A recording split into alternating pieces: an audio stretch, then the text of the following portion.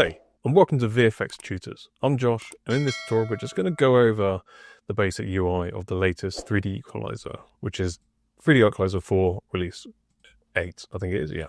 So it's the latest one of 2025. And I've dumped myself right in the middle because I think that maybe this is probably the only place my face won't get in the way.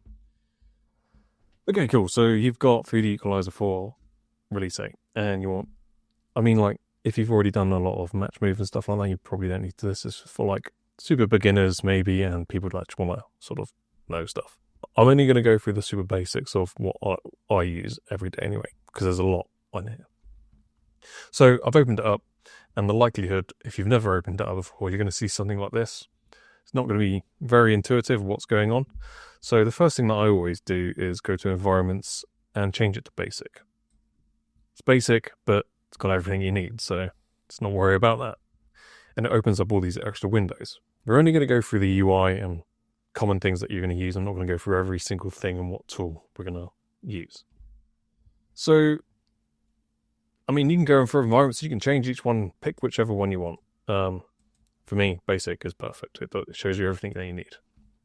So up at the top left, we've got our object browser. Object browser sort of houses all of our sort of data that we'll create within the scenes, like the camera, the points, and the lenses.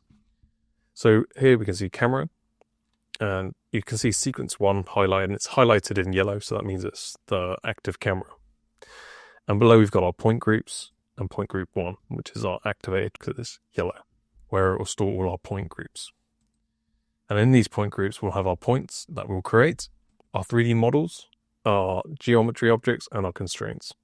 You may not need to use all of these, but probably the points and 3D models are the most common things that we use.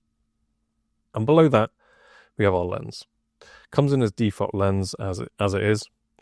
This will be probably one of the most important things that we'll use at some point. Well, we will use it.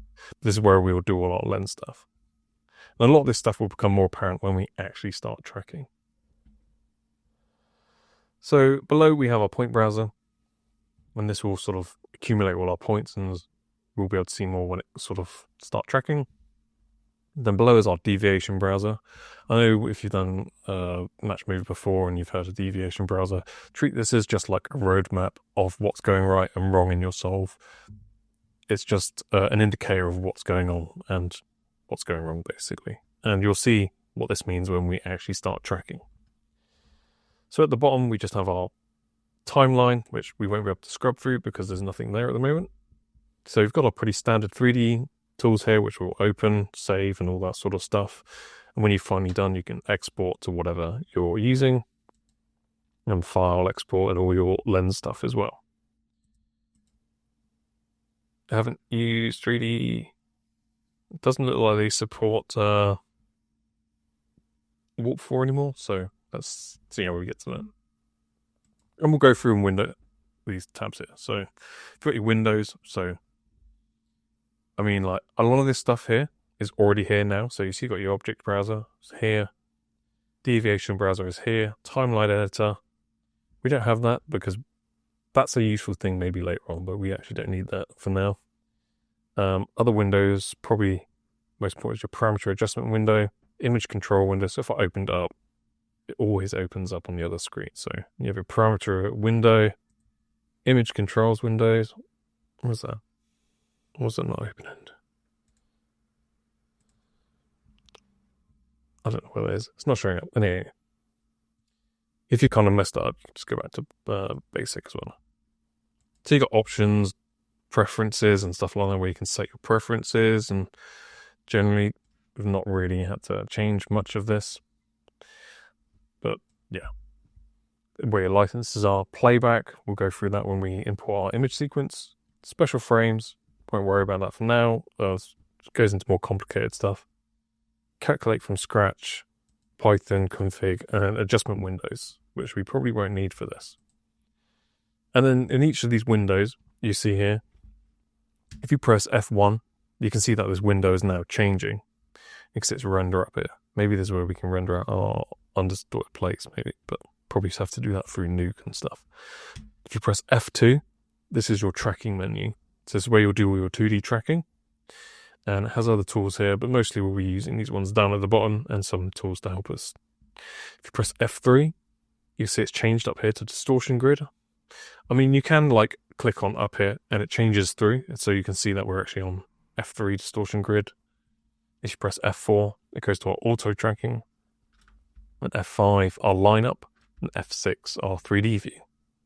And you can see these all have tools within themselves. And a lot of this stuff will become more apparent when you actually start tracking stuff. But this is like for super beginners if you're trying to figure out what the UI and stuff like that is. So over here on the right, you have your attribute editor. So you have project. Very rarely ever needed to change this. Maybe if you need to change the clipping planes on something to view something. But other than that, I would leave it as default.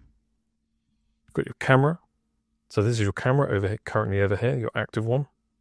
So this is where you'll load in your image sequence and stuff like that and change some of the things that you need to add to it. But everything that you need to control on your camera is in the camera tab. You have your point group. So this will become more apparent when you're actually tracking points, but you can control your sort of point groups here as well. Probably the most obvious thing that you'll ever do changing a point group is changing it from camera to object, which if you've seen any of my other tutorials, you have cameras in your objects and you have other things.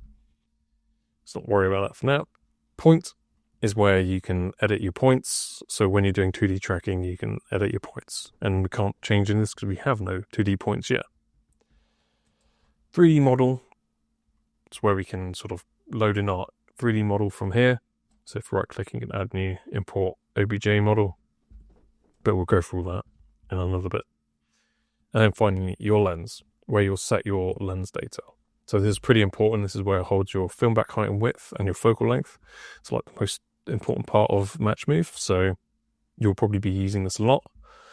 A lot of this stuff is probably more complex stuff, but then we can go into our lens distortion where we will add our lens distortion from our lens grid. So that's pretty much the UI. Very quick overview. I mean, like going through every single tool could take like hours and hours, so I'm not going to do that, and you might not even need all of them. So if you've liked this tutorial, hit that like button and subscribe.